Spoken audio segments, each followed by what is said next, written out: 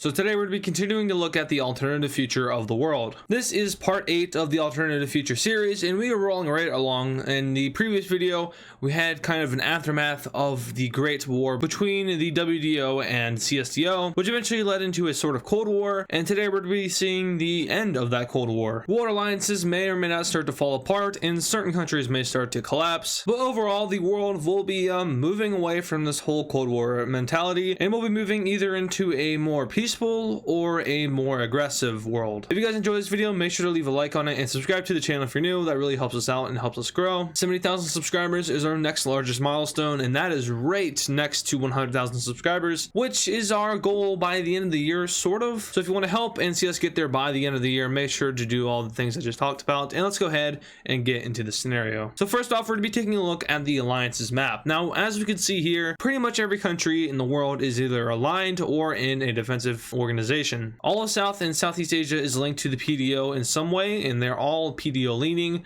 Mongolia is neutral because, you know, Mongolia kind of got wrecked in the last war. Everyone is WDO aligned other than Russia itself. Africa is split between WDO and CSTO, and then all of South America is under an alliance. So yeah, the world is pretty united and divided at the same time.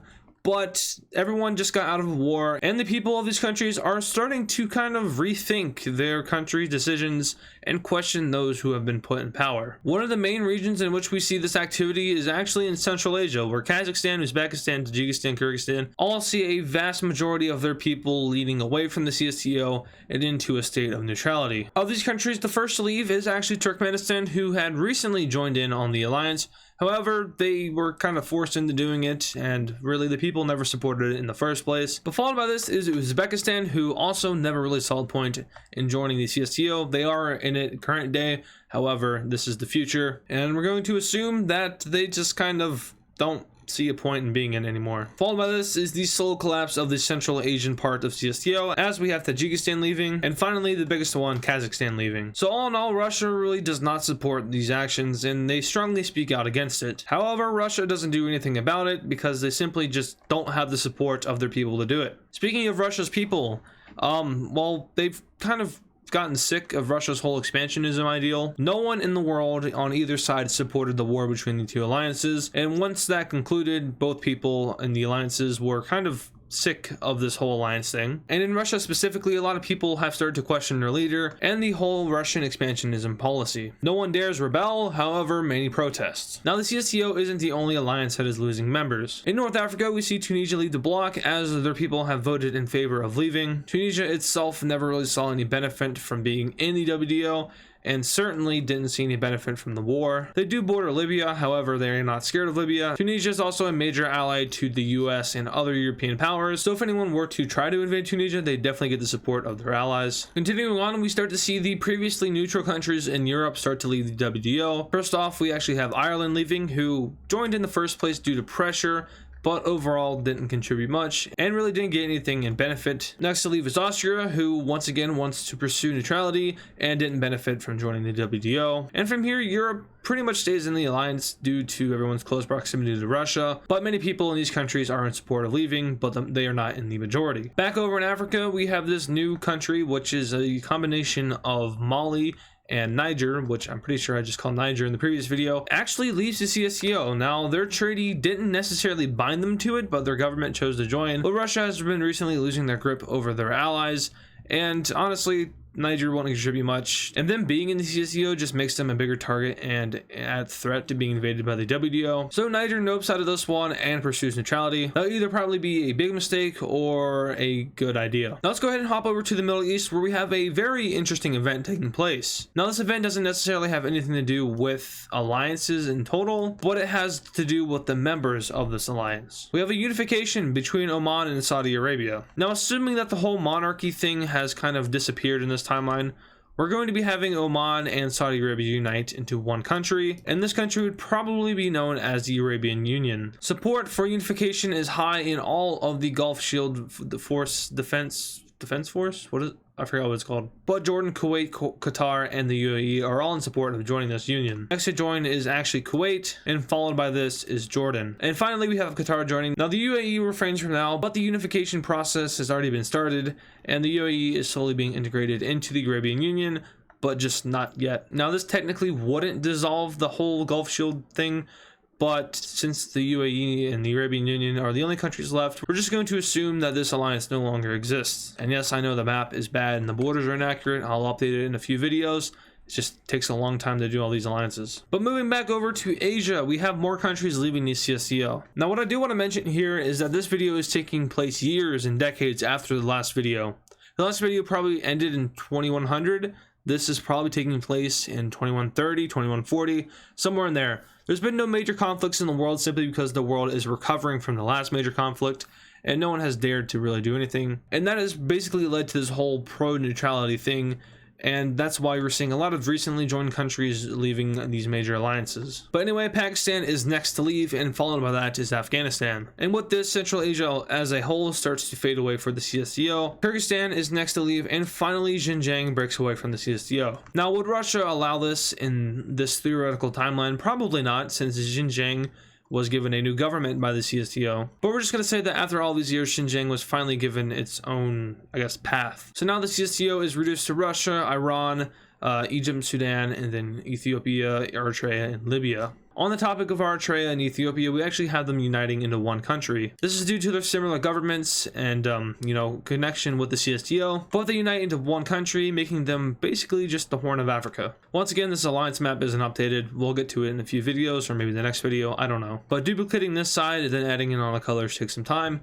And time is something that I haven't had at all this week, and eventually next week, and then eventually again when school starts, so I apologize for my lack of quality in recent videos. Anyway, moving on from that, we go over to the West African Federation, who leaves the WDO. Once again, the WDO gave them a new government following the previous war, and eventually this new government is replaced by a newer government, and they vote in favor of leaving the WDO. Just a little bit north of the West African Federation is Algeria, who's currently under control of France. And like I said in the last video, Algeria is in the process of gaining independence, and in this video they gained said independence. So Algeria is officially released and is now its own country again. And like I said in the last video, the only reason Algeria was given independence is because they promised to stay within the WDO and to stay allied to Europe and the Americas. So for now, Algeria upholds that promise and stays a part of the WDO and remains relations with the Americas and Europe. On the topic of the Americas, we have an interesting event taking place in Central America, but it's kind of stereotypical and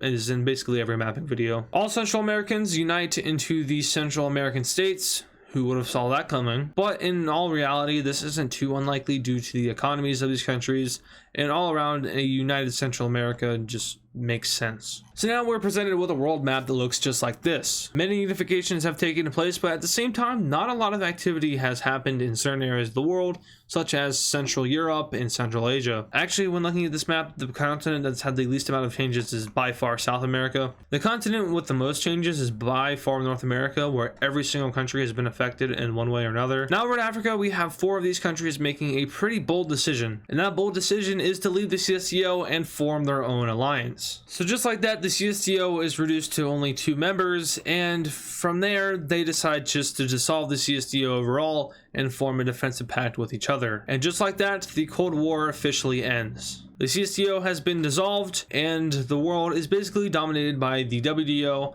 the Rio Pact, and the PDO. And due to this, the influence of these countries is greatly increased, giving way for them to be able to pressure their enemies and get what they want. And we'll be seeing just that over here in Manchuria. Now, Manchuria is a greatly disputed piece of land between Russia and China. As you can see here, it is shown as independent on this map, but Russia claims it, and we can see that border down here with China. And then of course China claims it, and we can see that border up here with Russia. A majority of the world actually recognizes China's claim, but a lot of these previous CSTO members recognize Russia's claim. But now that Russia is simply just Russia and nothing else, we might be able to see the PDO pressuring Russia into removing its claim, and we'll probably end up seeing that by military force. Looking at this map here, we can see the armies of each country. So Russia's army is in northern Manchuria and China's army is in southern Manchuria.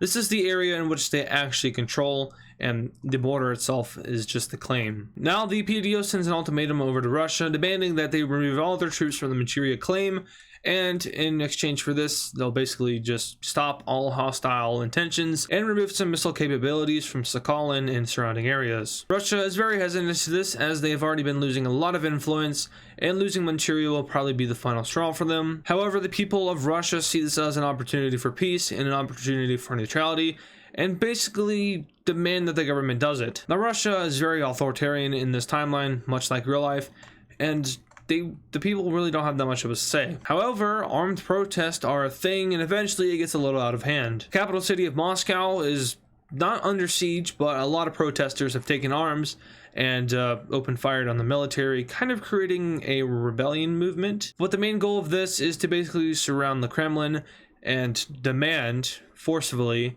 that they accept this deal. And demand they do, and the second most powerful country in the world just submitted to a bunch of citizens with guns. So this is a huge win for the PDO and WDO, and a huge loss for Russia in the terms of influence. And just like that, China takes full control over Manchuria again. And in the coming days, Manchuria and China finally reunite into one country. Now, just to mention this, Manchuria was highly in favor of being annexed by China and strongly against Russian occupation. So the people of Manchuria are happy about this. It isn't some kind of forceful PDO thing. It's what a majority of the world wanted. So now China looks over to Xinjiang and Tibet and essentially just asks them if they want to be in on this unification thing. Tibet, who is more pro-Indian than it is pro-Chinese, disagrees and says that it likes its independence. However, Xinjiang, who has been economically struggling for decades now, kind of reevaluates its independence plan. A vote is held by the people, and in a very, very, very slim majority, the people vote in favor of reunification with China. And when I say slim, I'm talking 52-48.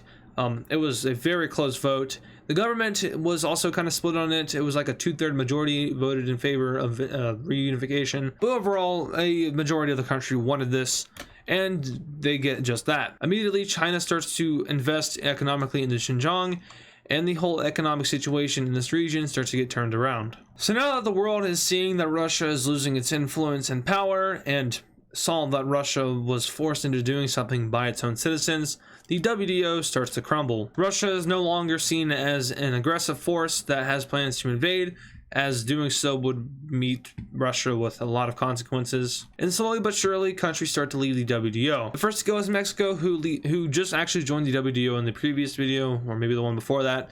And, you know, they really didn't have a point in joining in the first place. It was mostly pressure by America. But now they're out and pursuing their neutrality policy once again. The next country to leave this is actually going to be Serbia. Now, Serbia was given a new government, and that government is still pro-Western. However, they don't see a point in being in the WDO anymore. And followed by this is Montenegro leaving, and then Bosnia and Herzegovina. And from here, we don't see any other countries choose to leave, as they don't see Russia as a threat. However, they don't feel 100% comfortable with leaving just yet. Especially Turkey, who really doesn't have any support for the WDO anymore, but likes the benefits. You know, they're protected from Russia and Iran, as well as if for any reason Arabia were to invade it, they're protected from that, and they're also protected from Egypt. Same thing with Israel-Palestine. They don't really have a point of being in it. However, they are protected by their surrounding neighbors, and then that goes with every country that borders Russia. So yeah, just like that, the collapse of these major alliances is starting to unfold, and democracy is starting to show its face once again in this world. We've seen a lot of unifications, and we're about to see a lot more. A unification between Albania and Kosovo takes place because, you know, that kind of makes sense. Kosovo gained its independence a few videos back, and I don't know why they didn't unite sooner. We also finally see unification in the Benelux, also another stereotypical mapping move. However, this makes sense in a lot of terms if you look into it in real life. I was thinking about maybe making the Baltics unite into one, but it kind of makes sense. The Baltics were weakened after this war, so I mean, they could unite into one union. So for our final event in this video, we're going to be going down to Africa, and we're actually going to be having our first war. Now, I know this video hasn't had any war in it, and that probably makes a lot of you angry. I apologize for that, but, you know, war is it's kind of the main thing my videos are based around, but in order for this series to kind of flow naturally, it makes sense. Sometimes wars can break out, but, you know, just because this is a channel about it, we have Nigeria declaring war on Equatorial Guinea as well as Gabon. Now, if you've seen the previous videos, you know that Nigeria has been expanding, and really they're WDO aligned. The WDO doesn't necessarily support Nigeria's expansion, but they don't do anything about it. They push down and easily take Equatorial Guinea, and in the following days we have Gabon surrendering. Looking at this peace treaty, we see Nigeria takes over all of Equatorial Guinea and a good majority of Gabon. Now, they didn't get all of it, and that is because they gave some of the southern portion over to the East African Federation. Now, the reason they're doing this is because the EAF had little access to the Atlantic Ocean, and they kind of made a deal saying, hey, you know, Nigeria is really strong, and we recognize that you are a power in Africa. We don't want any wars with you, and we don't want you to invade us. So why not just be friends? And Nigeria essentially agreed to that. Not only did they agree to that, but they also saw that the EAF is a little bit struggling. I mean, it's not struggling to the point where it's poor. It's a well-off country, but they wouldn't mind some economical aid. So they're given a chunk of southern Gabon, and this allows them to expand their imports and exports into the Atlantic area. On the topic of the EAF, we actually have another country joining in on their union, and that country is going to be Zambia. More and more countries in the world are seeing these unions as a beneficial thing, and you know, the whole neutrality process is also a key factor in expansion and a good economy and well-off people. People see this and they see how it happens and they take action. And that is actually going to do it for today's video. So if you did enjoy it, make sure to leave a like on it and subscribe to the channel if you're new. I'm extremely tired right now, so I had a lot of mess ups and like mistakes in this video. As soon as I'm done recording this, I'm taking a shower and I'm going to bed. I'm just exhausted. I don't want to like stop making videos because I feel like that's just not fair to you guys. I don't know. It's just I only make 2 videos a week, so if I miss one, then you guys only get 1 video. And I know you guys, I read your comments. I do read some of the comments. I typically don't go too far into them because they get annoying. And when I say annoying, I just mean the comments that are like, bro, there's no way this would actually happen in real life. This wouldn't happen. This country couldn't do this, blah, blah, blah. I know. I'd say in every video that it's fictional. But yes, the nice comments I read. I see your comments. I don't usually interact with them because there's so many. And unfortunately, that's just kind of a thing the bigger you get on YouTube. I know when I was a small channel, I would always interact with my commenters and subscribers.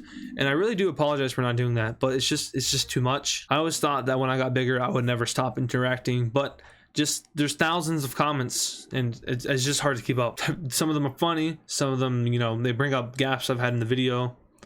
I think one was like me mixing up Greece and Egypt for some reason. But yeah, there's a lot of takes in these videos. You only see the edited portion. And honestly, sometimes I forget to edit out portions of the videos. So you're left with like 2 of the same clips, which is just me re-saying something. That just happens sometimes. I'm not a fan of editing videos. I really just like editing.